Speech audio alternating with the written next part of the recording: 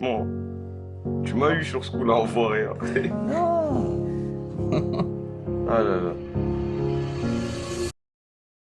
C'est quand la dernière fois que tu as vu un rappeur pleurer? Peu de rappeurs dévoilent leurs faiblesses. Ils sont nombreux à rejeter le principe de la psychanalyse ou de la psychothérapie et à se révolter contre tout ce qui touche à ça. Booba, dans Ma Couleur, a dit « Je suis peut-être fou, mais je donnerai pas mon bif au psychiatre. » Diams, seul dans ta chambre, quand faut se battre tu déchantes, ces putains de neurones sont venus me couper les jambes, au fil du temps sont venus me griller les neurones, ces charlatans de psy ont bien vu briller mes euros.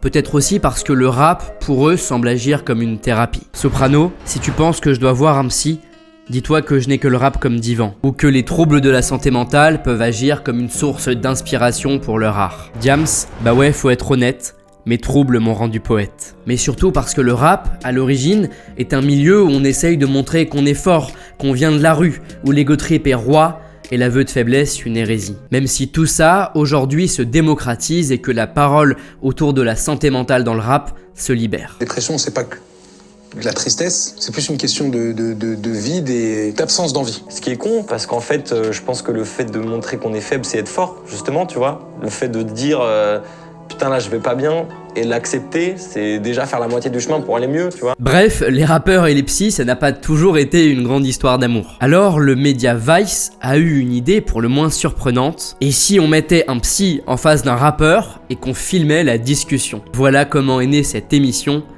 Thérapie. Le concept est donc très simple, des rappeurs vont discuter avec Fernando de Amorim, un psychanalyste, il insiste pour qu'on ne dise pas que c'est un psy, pendant près d'1 heure, ce qui ressemble à une interview, mais qui dans la pratique est beaucoup plus proche d'une consultation. Alors si certains rappeurs comme Mal Capote n'ont pas vraiment joué le jeu et ont essayé de le troll jusqu'au bout, Une pute avec des testicules.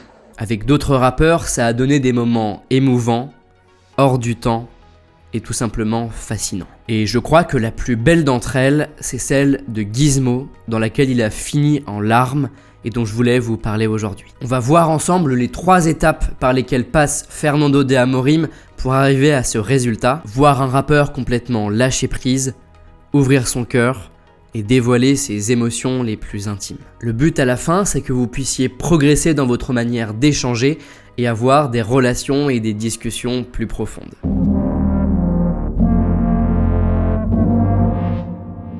C'est très difficile de s'ouvrir à l'autre en général, surtout devant un inconnu, surtout devant des caméras, et surtout quand on est un rappeur. Et justement, Fernando de Amorim, son premier enjeu, c'est d'enlever ces 3 blocages, ces 3 dimensions. La dimension des caméras, en s'assurant du confort de son interlocuteur, la dimension de parler à un inconnu en faisant connaissance, et la dimension d'être un rappeur en s'intéressant à l'homme derrière l'artiste, à l'humain et pas simplement au poète. Et pour y parvenir, à défaut d'avoir un divan qui pousse à la réflexion et libère la parole, il s'assure systématiquement du confort de son interlocuteur, patient pour 1 heure.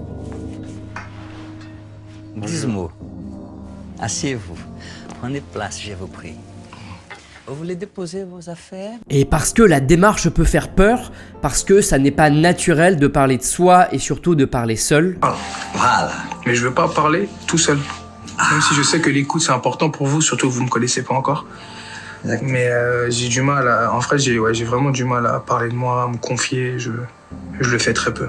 Une fois bien installé, dans un confort maximal, il va faire la connaissance de son interlocuteur. Ou plus précisément, il va essayer de le rencontrer en s'intéressant pleinement et sincèrement à lui. D'ailleurs, Fernando de Amorim ne parle pas d'interview, il parle de rencontre. Est-ce que vous avez quelque chose à dire avant de conclure cette rencontre? Dans une interview, il a même dit « Même si j'insiste, quand je rencontre ces personnes, ce n'est pas dans le cadre d'une psychanalyse, mais dans le cadre d'une rencontre où j'écoute ces personnes. » Et pour créer cette rencontre, ce lien, il va s'intéresser à chaque petite parcelle de la vie de Gizmo. Dès que Gizmo aborde un point en surface, il lui demande de creuser pour vraiment le connaître. Et quand j'ai commencé la musique, je m'appelais pas Gizmo, j'avais d'autres noms et tout. Lequel? Dites-moi. Je me suis appelé Lams, parce que par rapport à mon prénom, Oui. je m'appelle Mohamed Lamine, donc Lamine, Lams.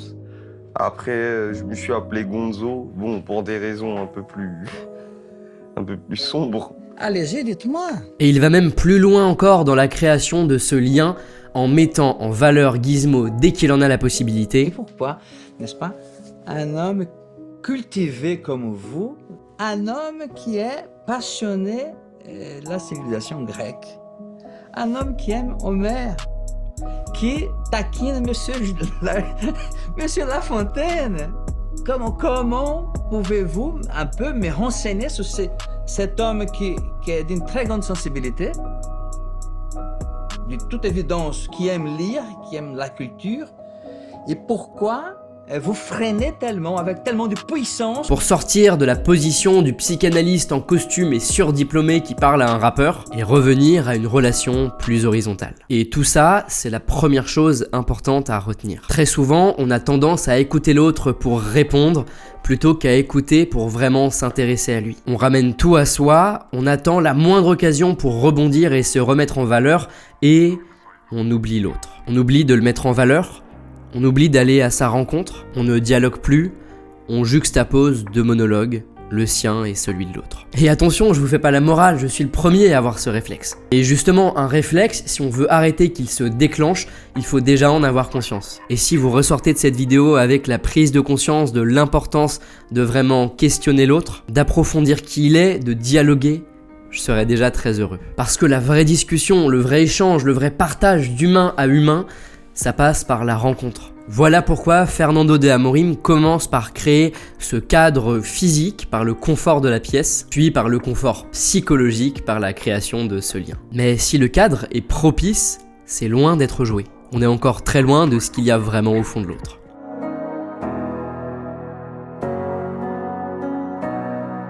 Pour réussir à vraiment creuser en profondeur de l'autre, il faut qu'il n'y ait aucun obstacle. Et donc, chaque obstacle qui nous empêche d'arriver jusqu'au cœur de l'autre doit être surmonté. Et je vous le disais en intro, le fait d'être psychanalyste quand on veut creuser dans le fort intérieur d'un rappeur comme Gizmo, c'est un obstacle. Et forcément, l'obstacle ressurgit de temps en temps avec de petites attaques. La psychothérapie, en soi, c'est quoi? Parler 4 heures devant quelqu'un. Oui. J'ai ma femme pour ça. Elle me comprend tout autant que vous. Et elle n'a pas fait les études pour ça. Vous savez, c'est ça. Au final, De quoi? les psychanalystes, c'est que c'est le chien qui se mord la queue. Même si Gizmo, sur ses attaques, il reste très gentil par rapport à Al Capote. Vous aussi, vous êtes une pute. Ah non. Ah non. Ah non. Ça, je peux pas vous laisser. Moi, je pense que vous êtes une grosse pute. Non. Désolé, j'étais obligé de vous le mettre, ça m'a vraiment fait rire à quel point il est frontal avec son personnage. Bref, face à cet obstacle, Fernando a une méthode très intéressante, Trust the Process. Il a confiance dans le processus de la psychanalyse et donc il n'a pas besoin de se justifier. Parce que se justifier, c'est déjà commencer à sortir de la discussion et du lien de confiance qu'on a commencé à créer. C'est quitter le rapport, la connexion d'humain à humain pour revenir au statut de psychanalyste et de patient. C'est ruiner tous les efforts menés depuis le début. Et donc à chaque attaque, Fernando ne réagit quasiment pas, éventuellement une courte phrase d'explication, puis il propose simplement de reprendre en rebondissant sur autre chose qu'a pu dire son interlocuteur, ici Gizmo. Elle me comprend tout autant que vous. Et elle n'a pas fait les études pour ça.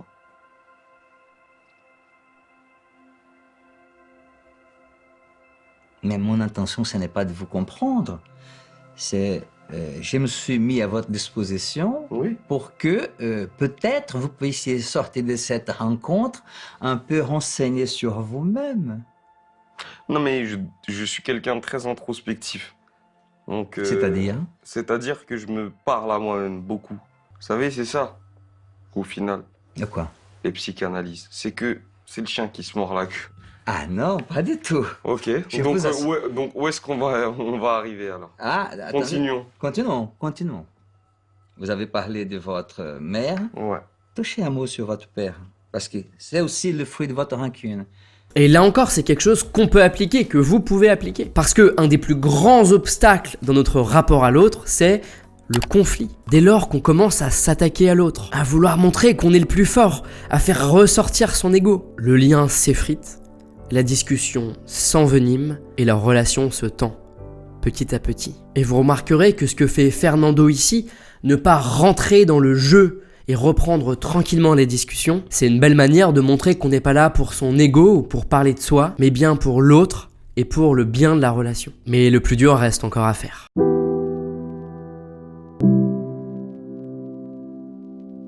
Maintenant qu'on a créé le confort d'écoute, qu'on a construit un lien fort, qu'on a surmonté un des obstacles les plus difficiles, il reste le cœur de la méthode de cette discussion, l'écoute. Mais attention, quand je dis écoute, je parle pas seulement de s'asseoir à ne rien faire. Je parle de vraiment écouter, écouter activement, de participer et de faire vivre le dialogue par la force du silence ou de quelques mots très simples. Je vous le disais tout à l'heure, on est aujourd'hui beaucoup plus dans la posture d'écoute pour entendre, dans le moi-je plutôt que le toi-tu, et on ne sait plus vraiment écouter. Et c'est ici que vous allez pouvoir vous inspirer le plus de Fernando de Amorim. Cette écoute qu'il a, elle passe par plusieurs points hyper importants. D'abord par le fait de ne jamais parler de soi, sauf si vraiment c'est essentiel pour la discussion. Pour vous donner un ordre d'idée, j'ai calculé son temps de parole pendant ce dialogue. Sur 40 minutes, il a parlé environ 6 minutes 30, soit 17,5% de l'interview. C'est quand la dernière fois que vous avez discuté avec quelqu'un en lui laissant 80% de l'espace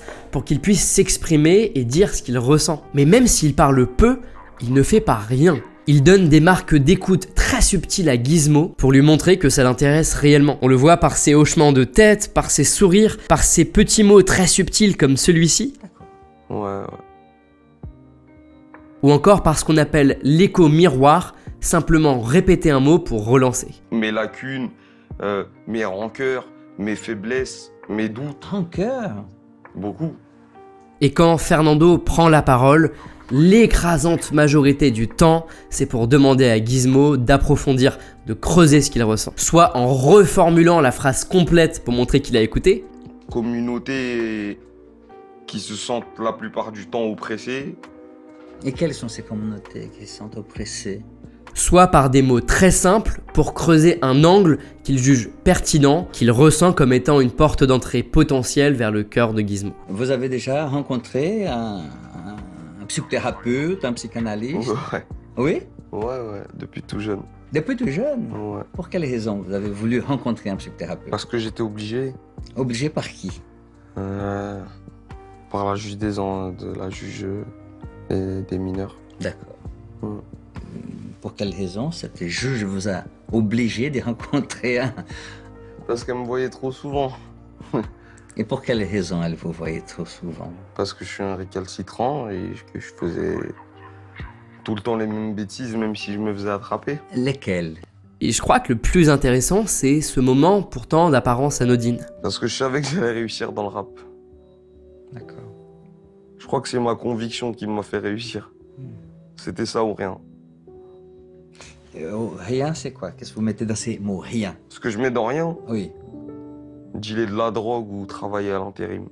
Ce que je trouve génial ici, c'est que vraiment c'est le révélateur absolu de sa volonté de ne rien laisser au hasard ou de ne rien laisser en surface. On a tendance aujourd'hui à lancer de grandes phrases ou de grands mots sans vraiment révéler ce qui se cache derrière. Prenez un simple « ça va ». Vous avez conscience de tout ce qui peut se cacher derrière un « ça va » jeté en l'air par politesse plus que par sincérité? Derrière le « ça va » se cachent parfois des pensées noires, des dépressions, mais aussi des joies, de la gratitude. Derrière le « ça va » peuvent se trouver des larmes intimes ou des rires déployés.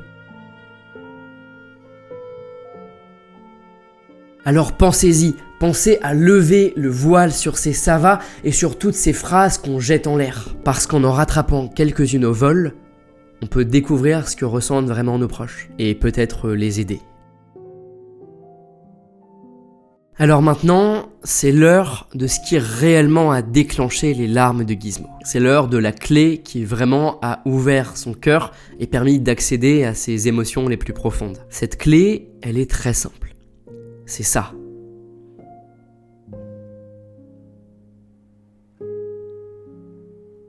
Le silence. Regardez cet enchaînement de silence extrêmement long que laisse Fernando de Amorim. Et qu'elle ne l'ait pas fait, c'est normal.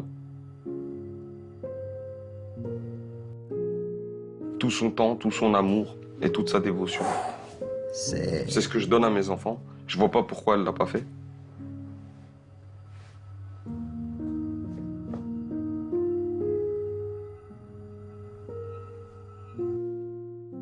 C'est dur de se dire, oui, ils doivent avoir une vie compliquée et de relativiser. On prend vite ça comme un manque de considération.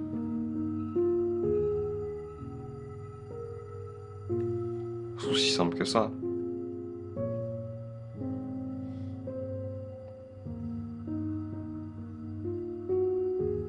Qu'est-ce qu'il fait papa comme travail? Imagine ça. En CE1. Et tu sais que ton père il est à Fresnes pour 6 ans. Et c'est ça le vrai nerf de la guerre. En interrompant constamment quelqu'un, on ne cherche pas les émotions derrière les mots. Et surtout, on ne cherche pas ce qu'il y a avant les mots, la pensée. La réelle introspection, la réelle plongée en soi, elle implique du silence. Des moments où notre esprit n'a pas d'autre choix que de regarder en lui. Et oui, c'est difficile. C'est pour ça que la place du silence aujourd'hui, elle est de plus en plus faible. Et je suis le premier à avoir toujours Spotify ou YouTube ouvert chez moi. Et je crois d'ailleurs que le rare moment où j'ai pas de silence dans ma vie, c'est le moment où j'écris ces lignes. C'est le moment où j'écris ces vidéos pour essayer de vous partager ce que je pense et ce que je ressens réellement. Et aller réellement au fond de ce qu'il ressent, c'est ce qu'a réussi à faire Gizmo à ce moment de l'interview, pendant cet ultime silence. On n'est pas compris par beaucoup de monde d'où on vient. Ça fait plaisir de se comprendre entre nous. Voilà. Chez moi.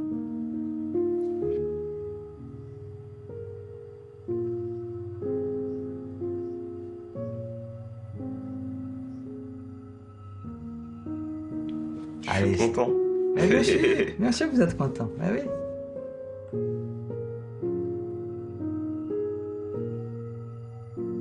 Et d'ailleurs, c'est hyper intéressant de voir que Gizmo, il l'exprime comme un piège dans lequel il serait tombé. Franchement, tu m'as eu sur ce coup-là, enfoiré. Hein. Non. Ah là là. Ce piège, ce serait l'écoute.